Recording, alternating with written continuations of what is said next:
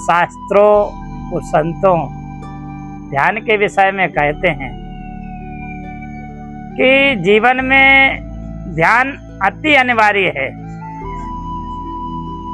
क्योंकि ध्यान बगैर तो मुक्ति हो ही नहीं सकती है। जब आपको ज्ञान होगा, ज्ञान होने के बाद ध्यान होगा, और ध्यान होते ही आपको परमात्मा का साक्षात सहज ही हो जाएंगे। इसलिए संतों ने कहा है, ऋषियों ने कहा है कि ध्यान वो चीज है जिस प्रकार आपने पूरे मकान में लाइट का वायरिंग डाल दिया है, पर उसमें जो आपने प्लग नहीं लगाया है, चाप शुरू नहीं किया है, तो कहीं भी लाइट नहीं आएगी। उसी प्रकार से आपने सब कुछ सीख लिया है, और जब तक परमात्मा का चिंतन ध्यान नहीं किया तब तक आपको परमात्मा का आभास नहीं हो सकता है।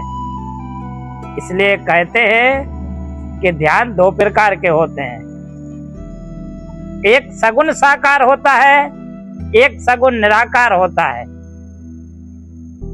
बिल्कुल निराकार तो होता ही नहीं है कुछ, उसकी बिल्कुल निराकार की कोई व्याख्या ही नहीं है। सगुण साकार और सगुण निराकार की व्याख्या है। कैसे कि जब आप ध्यान करने बैठते तो सगुण साकार कैसा होता है कि कोई भी प्रतिमा का चिंतन करना, किसी भी प्रभु का स्वरूप का परमात्मा का चिंतन करना, उसके विषय में चिंतन करके अपनी खुद की सुध बुध भूल जाना, उसी को सगुण साकार चिंतन कहते हैं, सगुण साकार ध्यान कहते हैं। कि जो चलते फिरते पूरी सृष्टि में उठते बैठते परमात्मा का स्वरूप का ही चिंतन करने लगता है, परमात्मा का स्वरूप ही देखने लगता है, फिर उसको कहते हैं कि एको ब्रह्म द्वितीय नास्ति। ऐसा भी आभास मिट जाता है। पूरी सृष्टि में उसको जिस चिंतन का, जिस स्वरूप का वो चिंतन करता है वही दिखता है, और फिर बाद में वो स्वयं भी वही बन जाता है।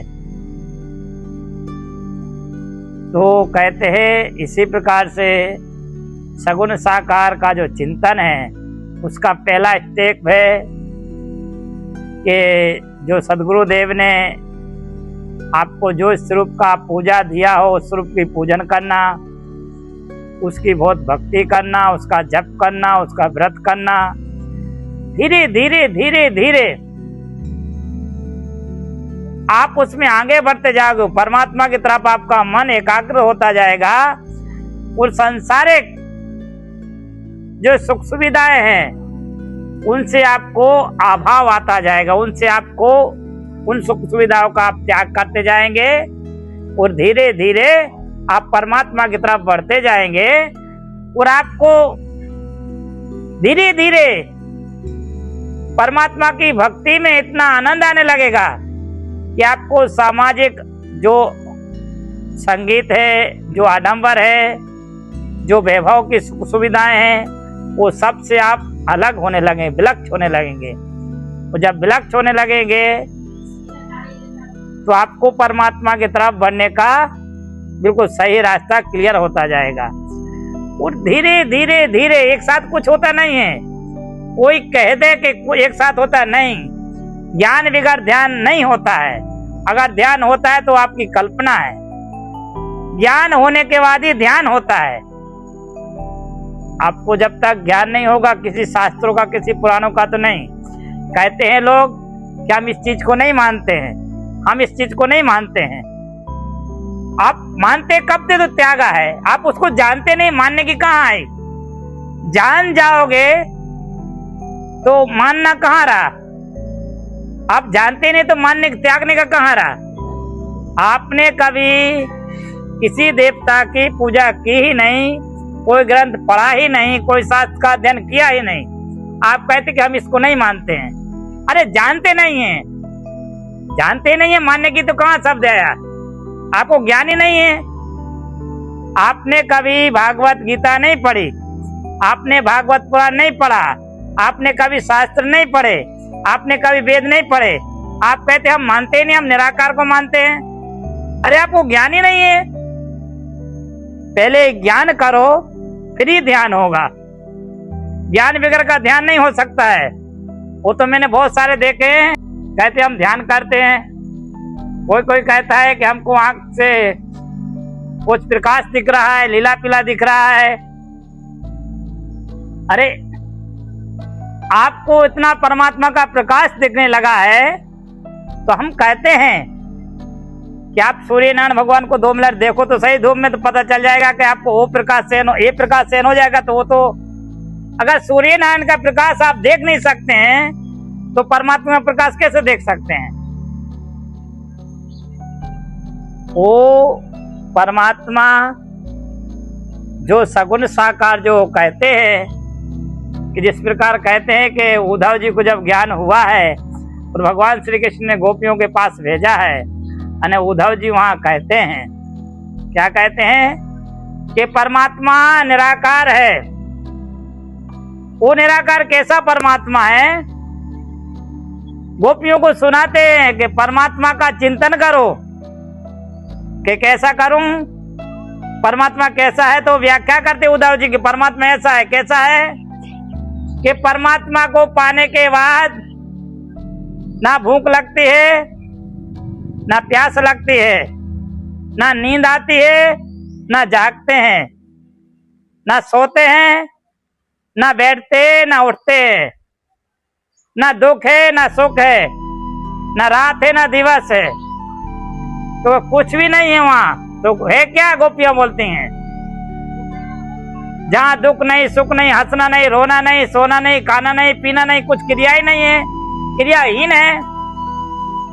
तो गोपियां कहती हैं, उद्धव जी कहते हैं कि हे गोपी, जब ये सब हो जाएगा तब परमात्मा मिलते हैं। तो गोपियां क्या कहती है? ये सब तो शमशान में पड़ा हुआ मुर्दा को होता है, कुछ भी उसको मान अपमान, कुछ नींद भूख प्यास कुछ नहीं होती है। मेरे को मुर्दा नहीं बनने का है, मेरे को तो परमात्मा कृष्णा चाहिए। कैसा चाहिए? जिसमें कभी हंसना पड़े, कभी रोना पड़े, कभी खुशी हो, कभी भूख लगे, कभी भोजन पाना पड़े, कभी सोना पड़े, कभी जाग, सब क्रियाएं हो। वही आनंद है, वही भक्ति है। ये सब क्रियाएं कब होती हैं? जब बिल्कुल शून्यता में पहुंचे। कब पहुंचे? तो कहता नहीं है, उसका कोई वर्णन नहीं है, उसकी कोई व्याख्या नहीं है। कहते हैं, किसी संत ने कहा है कि गो गोचर जहां तक मन जाई, हरि माया जानो उपजाई। गो मतलब होती इंद्रियां। जहां तक आपकी इंद्रियां पहुंचती हैं वहां तक हरि की माया है। जहां तक लोचन आपकी दृष्टि पहुंचती है वहां तक प्रभु की माया है।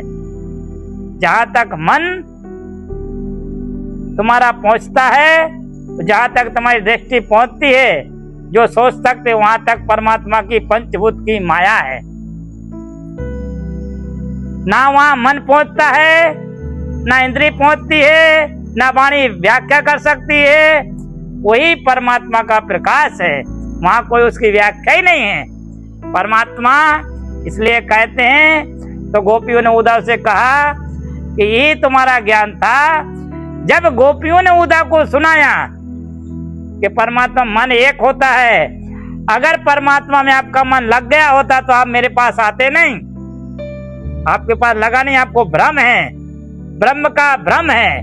जब ब्रह्म का ज्ञान आ जाएगा तब आपकी वाणी बंद हो जाएगी। पात्र तभी तक आवाज करता है, कोई बर्तन में पानी डाल दो खलखल की आवाज तभी तक आएगी जब खाली हो जाएगा। भर जाएगा तो आवाज भी नहीं आएगी, उसके अंदर कुछ जाएगा नहीं, बाहर ही निकल जाएगा।